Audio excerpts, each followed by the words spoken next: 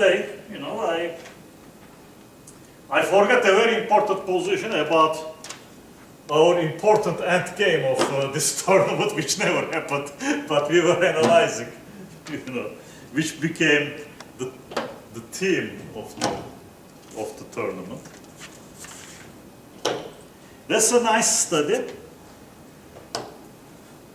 about what we were analyzing yesterday. Here, blacks achieved the draw. Black is achieving the draw by forcing white to move the H pawn. And the forcing move is obviously king e6. Otherwise, the pawn is lost. But first, let's show again if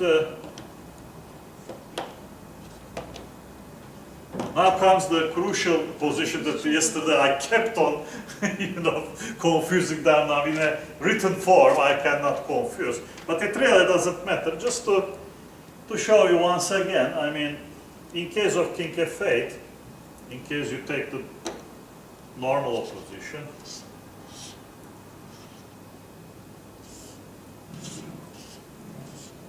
you win because it's really good to have this pawn back. In case of king e8, and now this happens, the wrong opposition, which you shouldn't take if these pawns were not there, in some way exactly the same happens by a different move order. But after king e6, in this cute study, now we have to move the pawn. According to where we move the pawn, just I will demonstrate with h4. The side which will take the opposition has to go to the square with the same color of this pawn. Now he has to go here. If the pawn would have been in on h3, had to go to e8 and take the wrong opposition. Maybe this one I showed just because wrong opposition is, you know, more lively for people. Maybe, you know, like we all know that we have to go here. And this case, we really have to go there. After king e6, king f8, f7, h6, king f6, h5. Now h4 is a stalemate. And here is also the.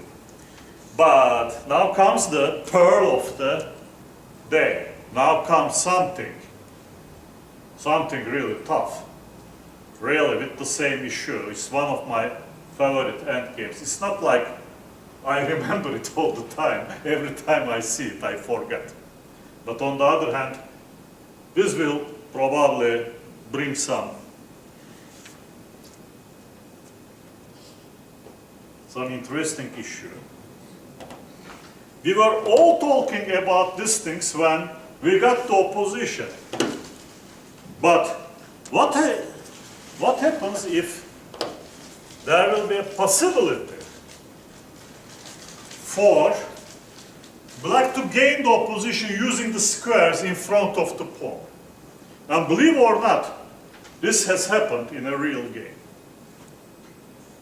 Before this game was played, Meiselis, famous endgame composer, thought that this position is winning for black. Happened the game, white is Rafael Vaganian, one of the best players in the world of his time, and black is Sunye Neto, who was there, luckily to be with Paul Benko.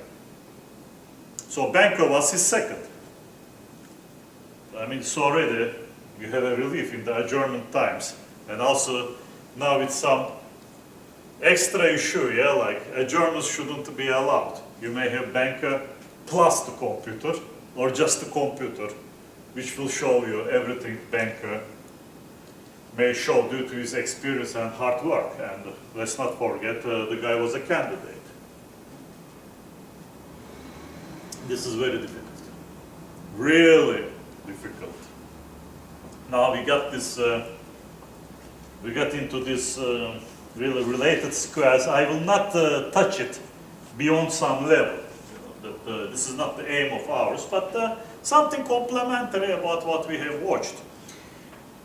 Here, let's see how Vaganian lost. Vaganian lost in the most normal way, went there. And already here, it is clear that King E2 runs into King H3. That's why he lost to opposition. Not the game yet, but to opposition, which is very crucial. Because will come really the beautiful position.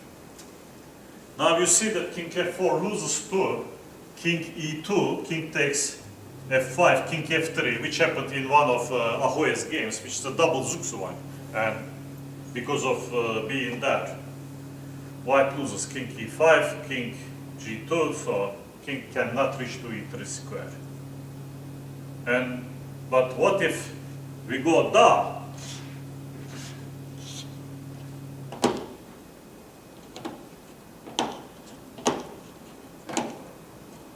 Still we are losing, there is no stalemate there. If we go here, King enters there, or if we go here, King enters from there and just pushes the pawn. And lucky enough, F2 check happens. It's not like F2 with King on H1. This is some geometry. I mean, one of the already forgotten players, Valery Salov, he was explaining a lot of things by numerology, by this kind of things, why it happened. Eventually he quit chess.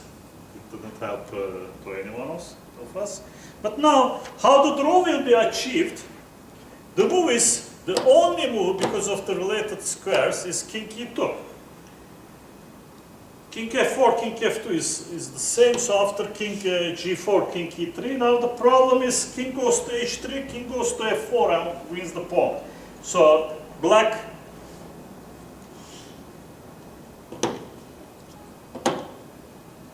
has nothing better than to transpose to what we have seen. Now it is normal, once the pawn is advanced, you know, it comes to the same.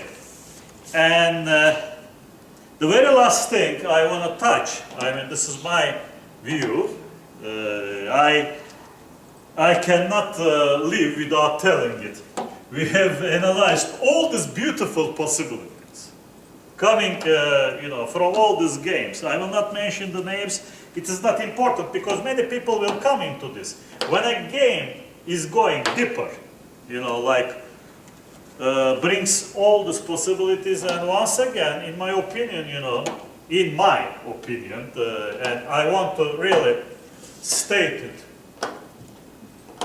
that once a game is not finished in this type, in this tournament, there should be something. I was really about the things we have spoken, I was thinking about it. I don't know if you will share my opinion. You know, it's a taste after all. I will show you two examples that the judgment is yours. I lost the pawn. Okay, I didn't.